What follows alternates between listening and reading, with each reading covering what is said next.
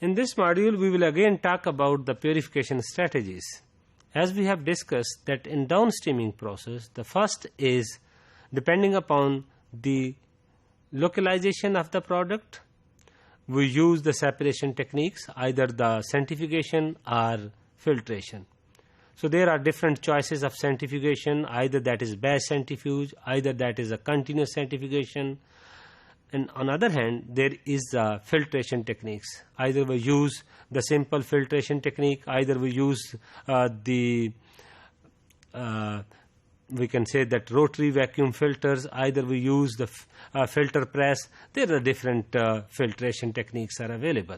So after the separation of the two phases, two fraction, then there is a purification. So the isolation and that depend upon the chemical nature of the product.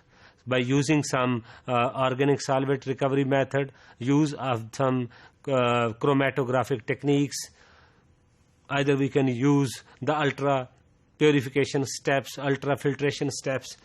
So when there is a recovery, when we recover our product, that is mostly in the aqueous phase, mostly that is in the form of the soluble solution. So that contain a diluted form.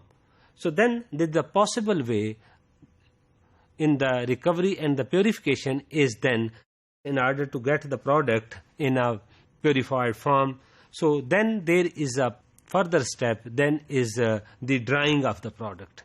So as concerned the drying of the product, that depend upon directly the nature of the product. If the product is heat liable, then we have to use those drying method which not affect the product. So if the product is not sensitive to the temperature, we can use some other drying techniques. So there are two, either is that low temperature drying method, either that is a high temperature, that about 120 degrees Celsius. So as concerned the drying process, which we called as the biological product, that can be the enzyme, that can be any acids, that can be any amino acids. So that is often the last stage of the manufacturing process. So if we manufacture our product, then there is a drying. So it involves the final removal of the water from the heat sensitive material, ensuring that there is a minimum loss of the viability and the activity of the the quality value of our product, which we can, if that is used in any food or in any, then we can say that maintain the nutritional value of that product. So drying is undertaken because the cost of the transport can be reduced. And the second is the material is easy to handle and package.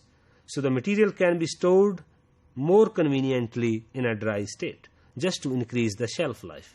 So it is important that as much water as possible is removed initially by centrifugation or in filter press to minimize the heating cost in the drying process. But when this process we cannot apply, then there is the only choice of the either that is the spray drying. You can see in this that how the spray drying is act, but in this spray drying we have the feeding on one side, and that is spray inside, where is the hot air having the movement, and then hot air exit, and then the dried particles settle down, and we collect the product. So then if the heat sensitive material, then is the choice of the freeze drying. So the freeze drying method, when there is basically in a sublimation techniques.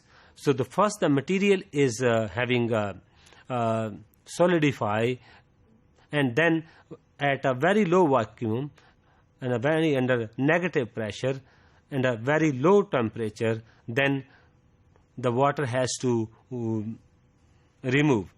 So that's the method which is mostly used for the enzymes and some other heat labile, heat sensitive product of fermentation. So the final process of the purification is the drying, just to minimize the size and to increase the shelf life before the packaging of that product. So as concerned the whole summary of the recovery and the purification, it is just a summary of that.